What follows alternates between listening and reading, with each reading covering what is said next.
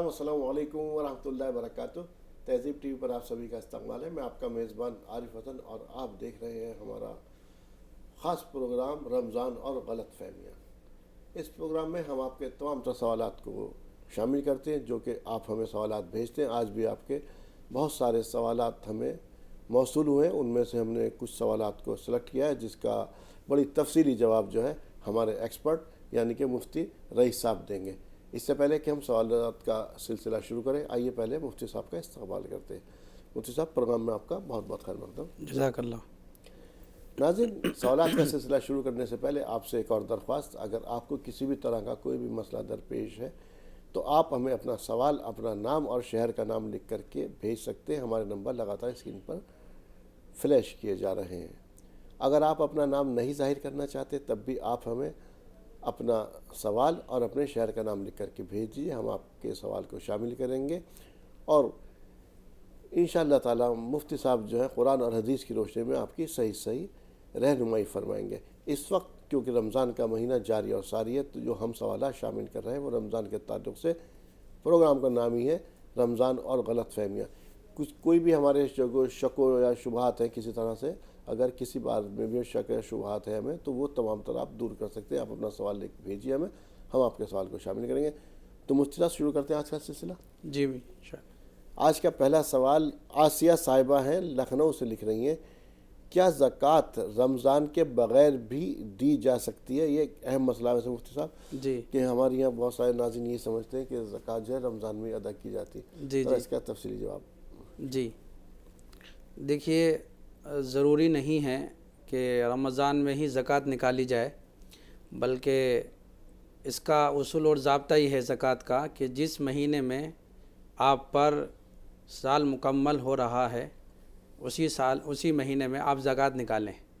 जैसे मिसाल के तौर पर आपने रमज़ान के अलावा शव्वाल में आपने ज़कात दी पिछले साल, या किसी और महीने में भी, या शाबान के महीने में आपने ज़कात दी, तो आपकी ज़कात का जो साल मुकम्मल होगा तो वो शाबान में ही होगा या शव्वाल में होगा।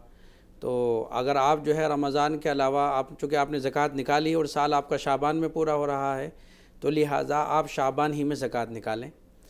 ये जो सवाल इनका है कि रमज़ान के बग़ैर भी ज़कात निकाली जा सकती है, तो इसका जवाब यही है कि अगर आपने रमज़ान के अलावा पिछले साल आपने ज़कात दी है तो रमज़ान के अलावा ही आपको ज़कात निकालनी पड़ेगी जब वो महीना आएगा, जब वो साल मुकम्मल आपका हो जाएगा। क्योंकि ज़कात के निकालने के लिए उसूल ये भी है कि साल का गुज़र जाना माल पर से। ये कमरी या शमसी? इसमें ये जो एतबार जो किया जाता है वो कमरी चाँद का ही एतबार किया जाता है, कमरी महीने का एतबार किया जाता है। शरीयत में जितनी भी इबादत हैं उन तमाम का जो है उन तमाम इबादतों में अगर महीने का एतबार होता है तो वो कमरी महीने का ही एतबार होता है जी। और कमरी महीने के एतबार से ही जो है इबादत करनी चाहिए। जैसे कि और भी इबादत हैं, आप देखें जैसे इद्दत का मामला है, तो इद्दत भी कब जो महीना इद्दत जो गुज़रवाई जाती है वो चाँद के महीने के हिसाब से गुज़रवाई जाती है। जैसे रमज़ान का महीना आ रहा है या रमज़ान का महीना चल रहा है, इसमें रोज़े रखे जाते हैं, तो ये चाँद के महीने के हिसाब से रखे जाते हैं।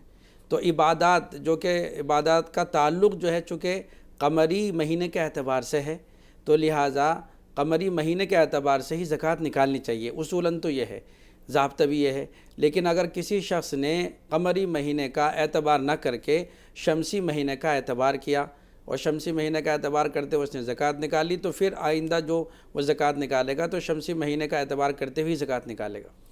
तो ये तो इस तरह से अगर जैसे भी आपने कहा शमसी उससे निकाल रहा है और कमरी साल के हिसाब से, महीने के हिसाब से हमारे पर फ़र्ज़ हो रही, तो ये तो अगर मैं देखूं तो ऐसे साल के अंदर 10 दिन का लगभग फ़र्क पड़ जाता। तो ये भी हो सकता कि एक साल की मेरी ज़कात अदा ना हो इससे उसमें? नहीं, ऐसा नहीं है।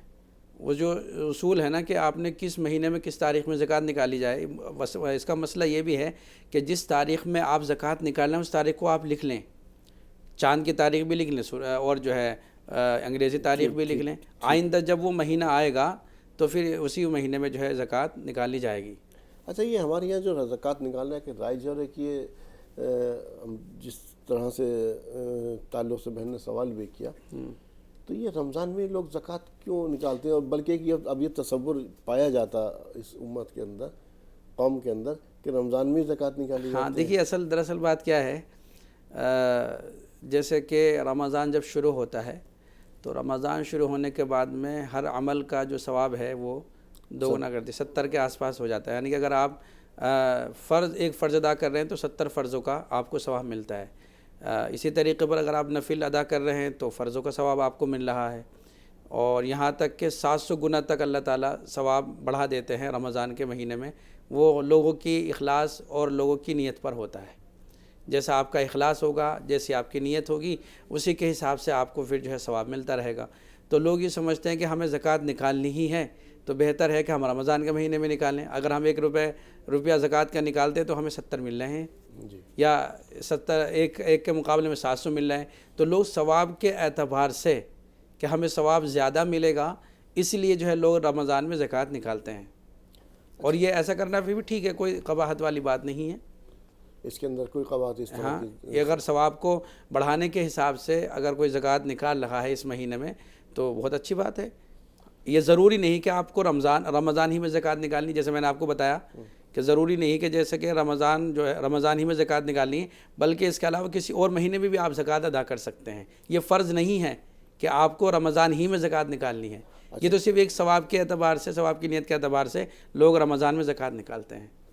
اچھا اس میں ایک اور سوال پیدا ہو رہا، وہ یہ ہے کہ مان لیجئے کسی آدمی کے زکوٰۃ بن رہی ہے اس کی شوال کے مہینے میں یا محرم کے مہینے میں یا حج کے مہینے میں، تو وہ ابھی سے رمضان میں ہی زکوٰۃ نکال کے رکھ لے، اپنا پیسہ الگ کر لے، ابھی وہ دینا، یا اس کو مستحق نہ ملے یا اس کے زمان کے پہ دے دیں گے اس کو نکال کے، کیونکہ ظاہر سی بات رمضان میں سبھی لوگ ایک یہاں سے ایک اس طرح سے بن گیا، کسٹم سا بن گیا رمضان میں نکالنے کا، تو ایک افراط ہو جاتی، تو بعد میں جو لوگ اور مستحقین یا اس وقت جو لوگ پڑھتے ہیں اس کو دے گا تو کیا اس کو وہی ثواب ملے گا جو رمضان کے ثواب نکالنے کا؟ ہاں دیکھیے، رمضان میں اگر نیت کر لی ہے نکالنے کی، نکال کے الگ رکھ لی ہے رمضان میں، تو ثواب تو ملے گا، چونکہ نیت تو اس کے رمضان میں ہی ہو رہی ہے نا، اور وہ اس نے نکال کے بھی رکھ دیے الگ پیسے زکوٰۃ کے، تو امید تو یہی اللہ کی ذات سے کہ انشاءاللہ ثواب تو اس کو رمضان والا ہی ملے گا۔ جی آسیہ صاحبہ، امید کرتے ہیں آپ کو اپنے سوال کا جواب مل گیا ہوگا۔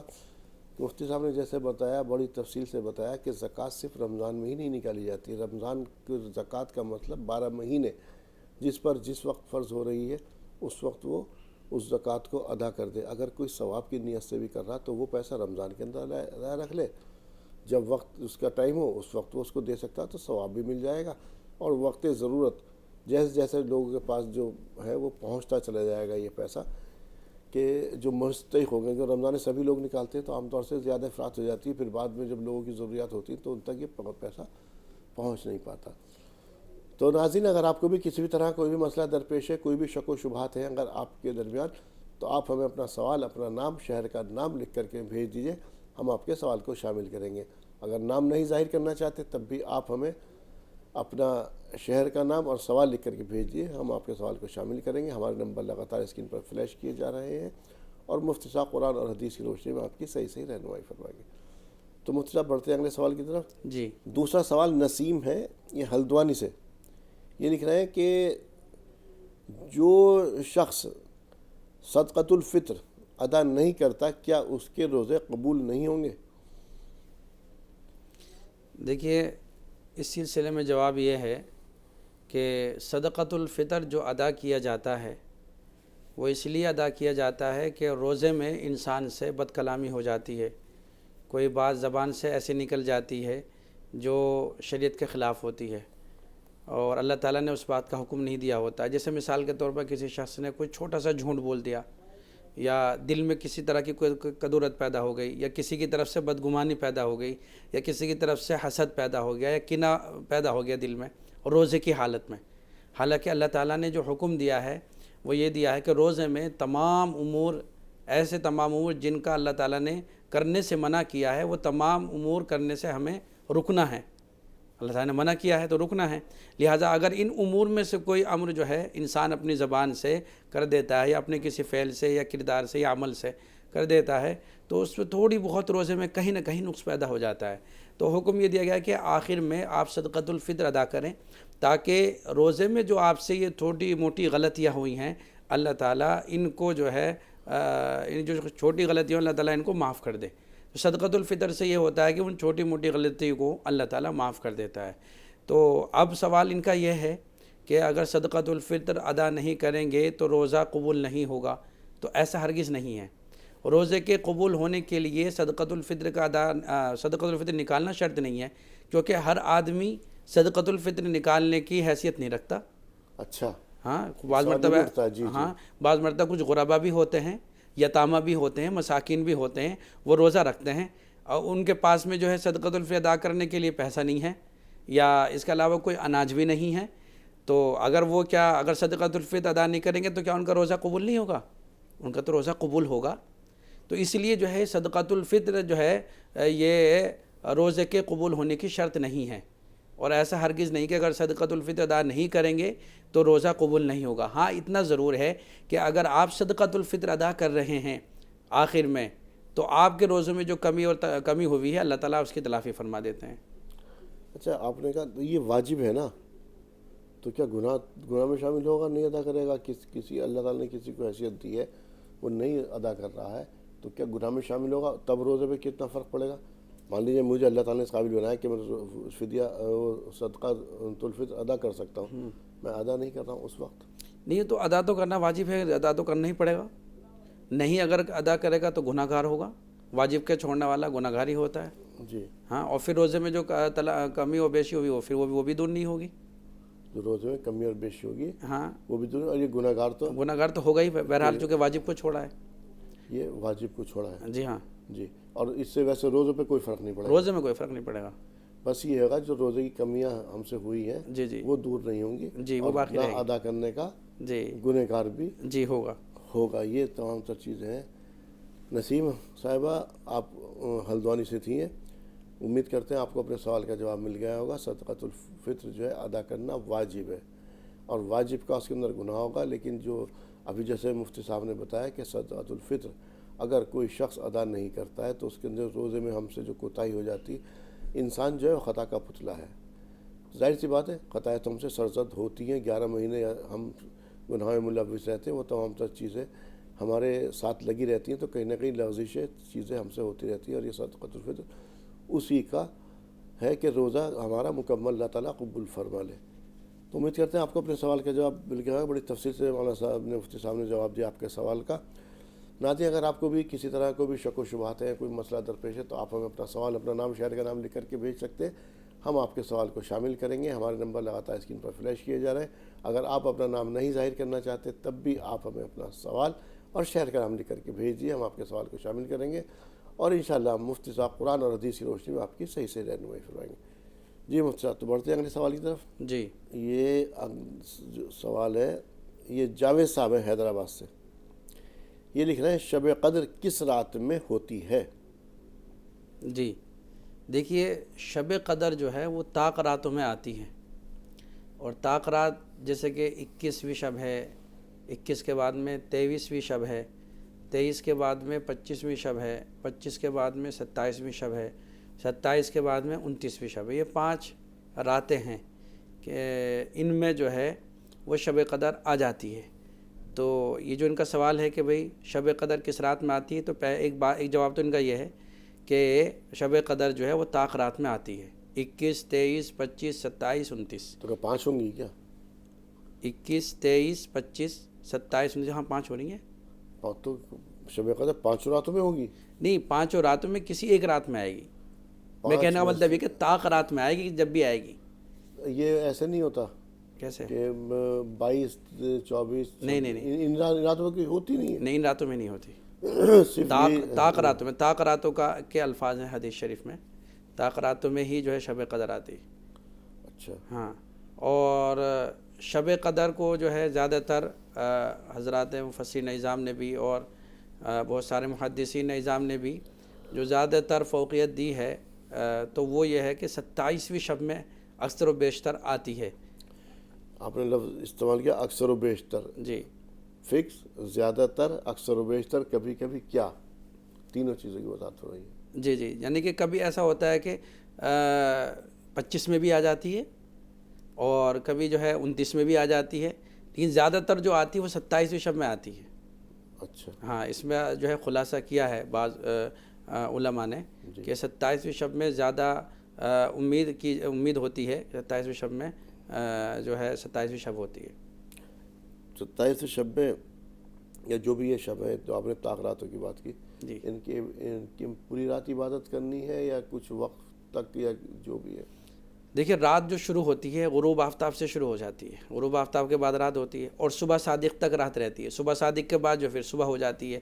تو غروب آفتاب سے لے کر کے صبح صادق تک جو ہے یہ شب قدر رہتی ہے.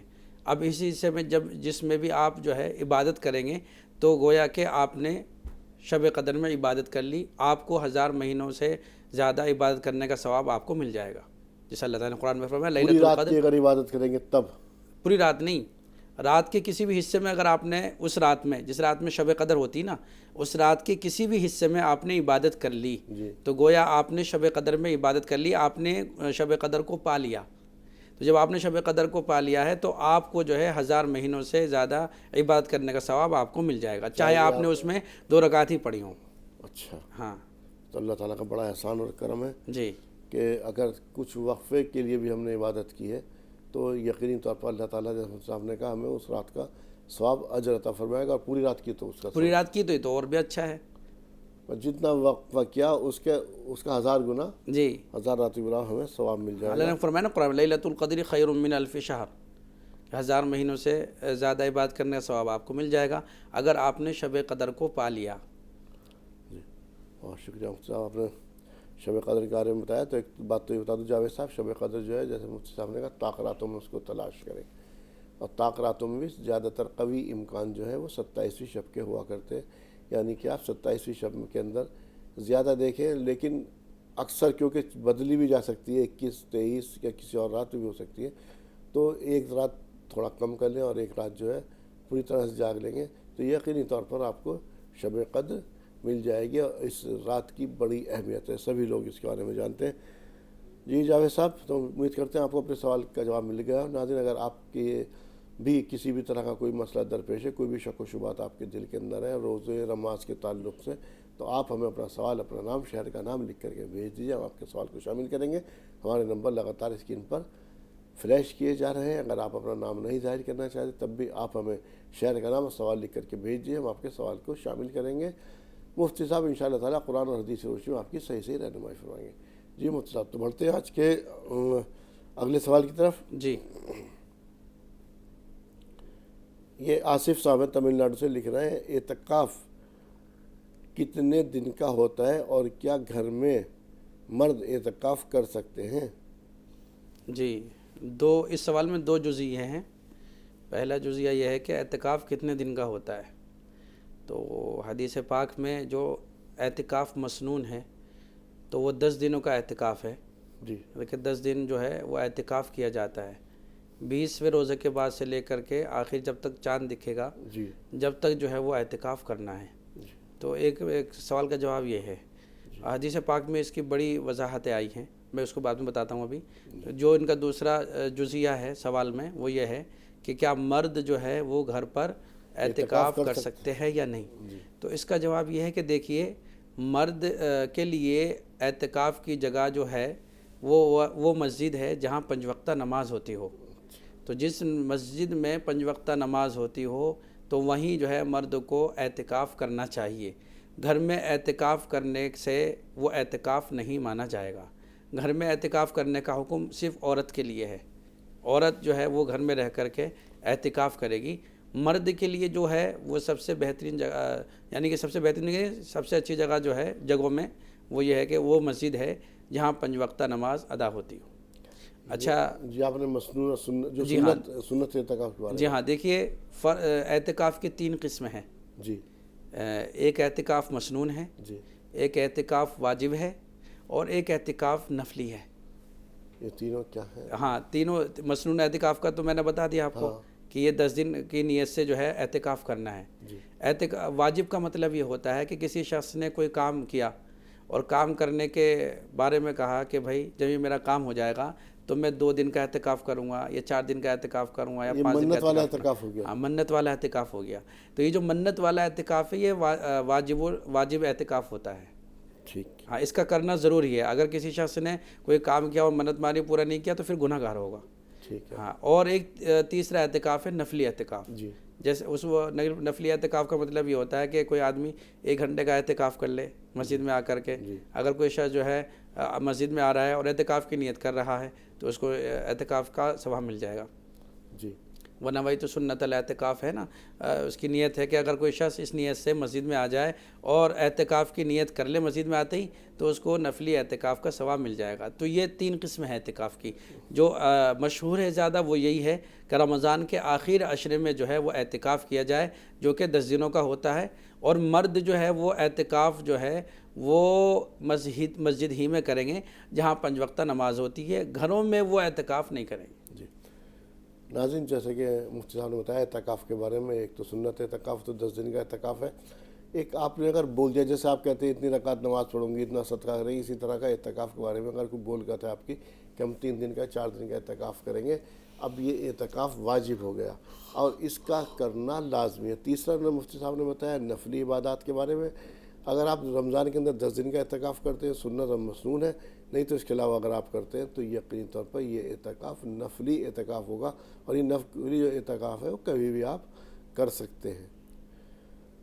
ناظرین, اگر آپ کو بھی کسی طرح کوئی مسئلہ درپیش ہے, کوئی بھی شک و شبہات ہے, تو آپ ہمیں اپنا سوال, اپنا نام شہر کا نام لکھ کر کے بھیج دیجیے. ہم آپ کے سوال کو شامل کریں گے. اگر نام نہیں ظاہر کرنا چاہتے تب بھی آپ ہمیں اپنا سوال اور شہر کا نام لکھ کر کے بھیجیے. ہم آپ کے سوال کو شامل کریں گے. ہمارے نمبر لگاتار اسکرین پر فلیش کیے جا رہے ہیں. وقت ہمیں آج اتنے کی ہی اجازت دے رہا مفتی صاحب. اس سے پہلے کہ ہم ناظرین سے اجازت لیں, آپ کا شکریہ ادا کر دیتے ہیں. جی مفتی صاحب پروگرام میں آئے اور اسٹوڈیو میں تشریف آوری کے لیے آپ کا تہہ دل سے شکریہ. جزاکم اللہ حسن جزا. تو ناظرین, رمضان اور غلط فہمیوں میں آج اتنا ہی. اسی کے ساتھ اپنے میزبان کو دیجیے اجازت. السلام علیکم ورحمۃ اللہ وبرکاتہ.